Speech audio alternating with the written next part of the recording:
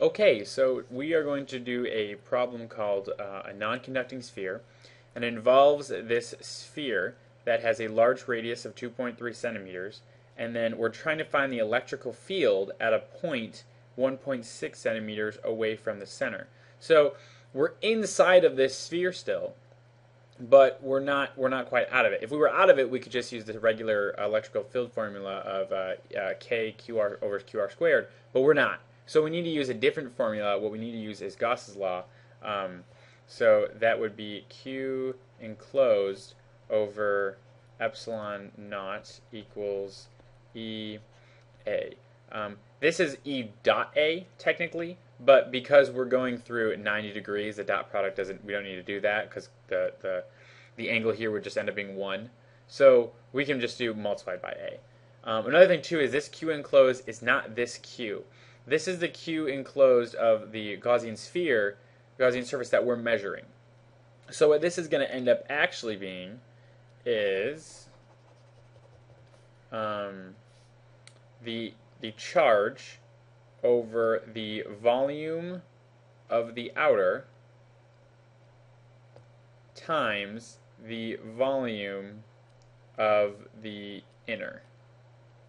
So the volume of this, because remember what we're essentially doing is we're making a little sphere. That's what we're doing with this thing, and we're measuring all the electrical field of this little sphere inside of this inside of this bigger one. So now really it's just a matter of plugging and chugging all these different variables in. So let's change colors here, and I'm not going to worry about this for now. I'm just going to focus on these two and call that, just going to still call that 0. So we're going to have E over, let me look at my paper here, 4 pi r squared equals the, we're going to have our random thing here, and then this is the volume, remember, so it's 4 over 3 pi r cubed, and that of course is all over epsilon naught. So what we can do right away here is we can cancel out a lot of things. These 4's will cancel out, these pi's will cancel out, this R2 is gone, and which would make this R1, which is essentially just R.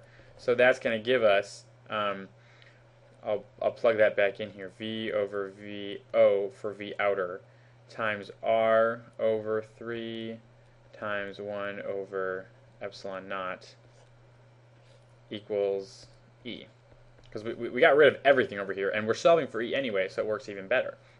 Now let's go ahead and plug in the volume of the outer, which would just be, let's see, okay, so 4 over 3 pi, we'll call that big R, so big R cubed, times, and then let's not worry about the top part, but we have this 3 and this epsilon naught. Well, this 3 that would be multiplied by this here is going to cancel with that. So what we're going to get then is, and I'm going to erase some of this top stuff to bring this stuff up here. What we're going to get is 4 pi r cubed times epsilon naught over QR equals E.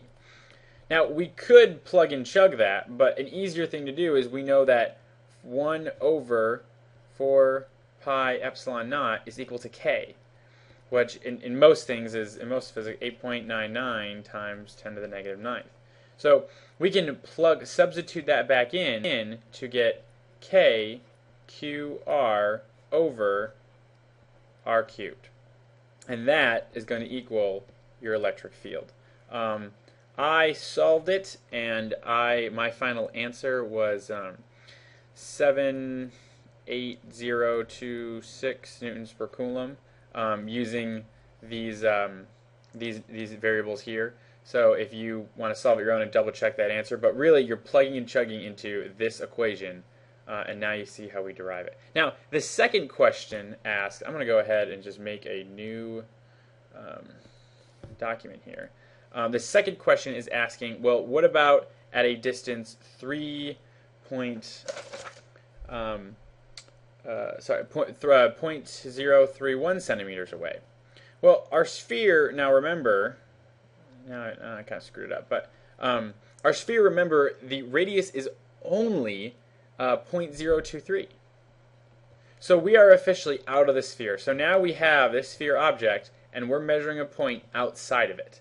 Now, anytime we're doing that, we can just pretend that this is one tiny, tiny, tiny little particle right in the middle. We don't need to think it's a whole big sphere, because remember, we could have a huge electric field and a point outside, or a little bitty tiny one. Doesn't matter. We're going to think about it as it's all one thing, and now what we can do is just use the standard kq over r squared to find us the electric field, because really that it's going to give us the same answer. So, but you see how we got that. We just pretend it's a big point. We only use Gauss's law when it's a point inside. Now, the second part of this problem, again, let's just get a new whole big picture here, is asking, what about a conducting sphere?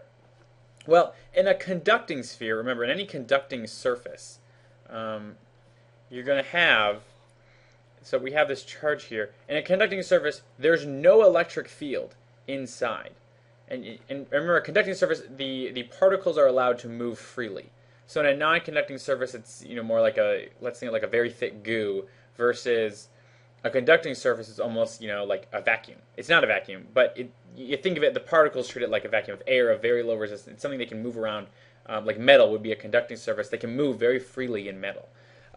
So when they can move very freely, they reach equilibrium very quickly. You get all one charge on the outside and then the negatives in the middle. So inside of the sphere is going to be an electric field of 0. The question they're asking is a trick question of, there is no electric field inside of a conducting surface because it's conducting. The particles are in equilibrium. There can't be an electric field. So that was a trick question to get you. Now the second part of that question is, what about a conducting sphere measuring the electric field outside of it? Well, a conducting sphere versus a non-conducting sphere measuring an outside particle, they're no different. So we're still going to use that same equation of kq over r squared, because we're essentially, again, we've got, it doesn't matter if we have a big particle or a little particle. When we measure something outside of it and measuring the electric field from that object, from that charge, then we just use this formula. So that's all you're going to use for that third one. And you're going to find, since they're asking for the same radius, it's the same answer that we got for number 2. So hopefully that clears up any questions you had about that problem.